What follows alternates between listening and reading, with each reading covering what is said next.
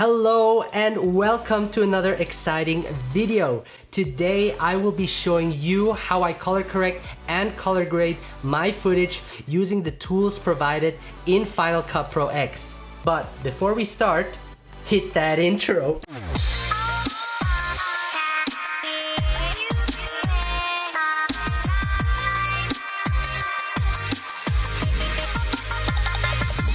If you guys don't know who I am, my name is Bennett Grazer and I create videos here on YouTube, giving you insights on how to create awesome looking videos. So if that's your thing, then keep on watching. Now, the goal of this video is to give you a basic understanding of the workflow and the thought process behind color correcting and color grading so that you can make your footage look the best. For example, here is the clip with the color correction and afterwards with the color grading applied.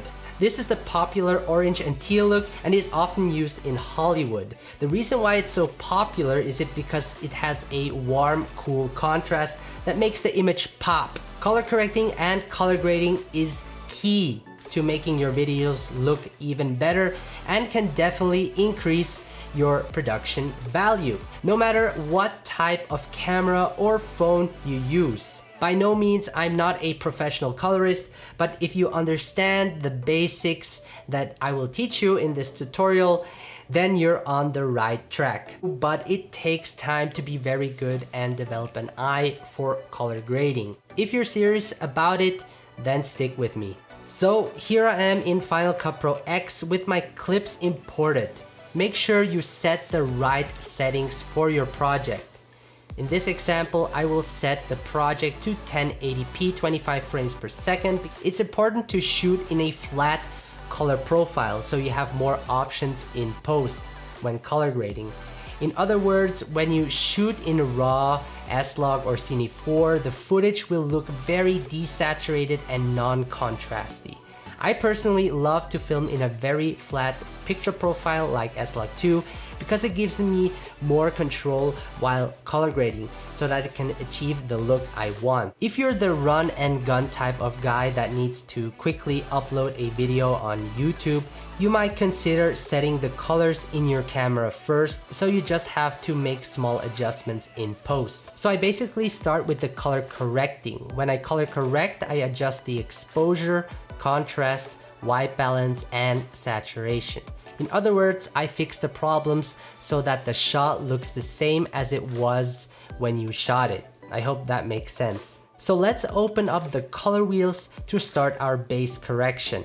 The highlights affect the brightest part of the image, the shadows the darkest part of the image, and the midtones everything in between.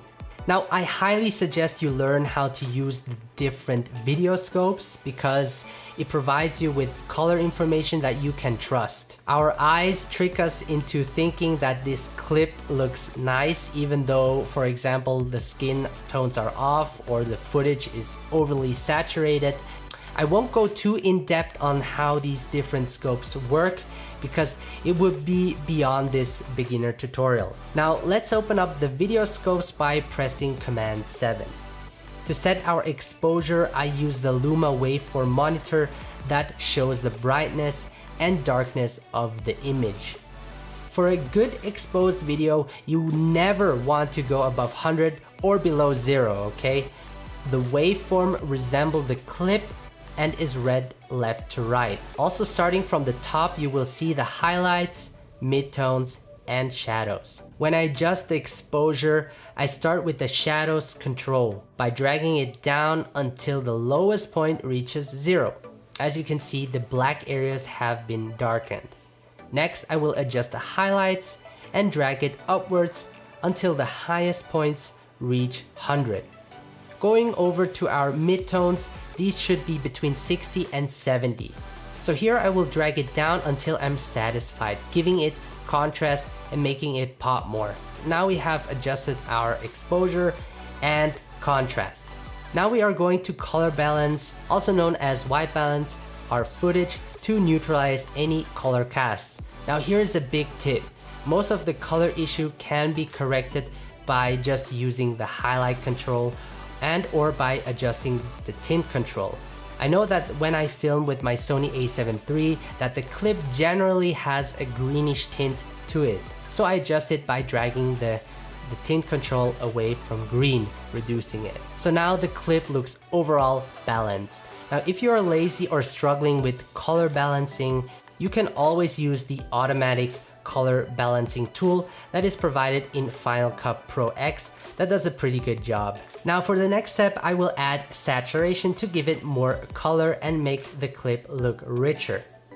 Another tool I like to use is the vector scope. The distance from the center tells you how saturated the colors are. This will show me if my colors are correctly saturated and make my subject appear healthier. A very useful feature is this line here, which represents our skin tones. Skin colors should point in the direction of the skin tone line. If you have done your color balancing right, the skin tones should match up with the line. Now that I base corrected the clip, I will do the same process for the other clips, adjusting each individually again. You don't want to add the same base correction to the other clips because not every clip is exposed to the same. Now I will move on to matching each shot. I will first pick a hero shot that all clips are to be matched, and then I'll look which clip has a mismatch issue. In this case, I will pick my girlfriend as the hero shot. So now that we matched all the clips, we can go to the next step by adding a look to it. That is my favorite part of this section. Now, even though the footage looks fine and you could upload it that way, fine is not enough for me. I want to take it further by giving it a cinematic look. So we are going to add a custom LUT to the adjustment layer and add an orange and teal look to all of the clips. Now you want to make sure you adjust the intensity of the applied LUT. You don't want to make it look oversaturated. LUTs are not filters like Instagram.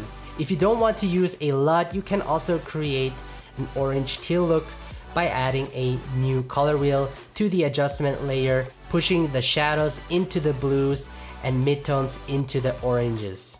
Again, you want to adjust the intensity by dragging back the mix tool, and there you have it.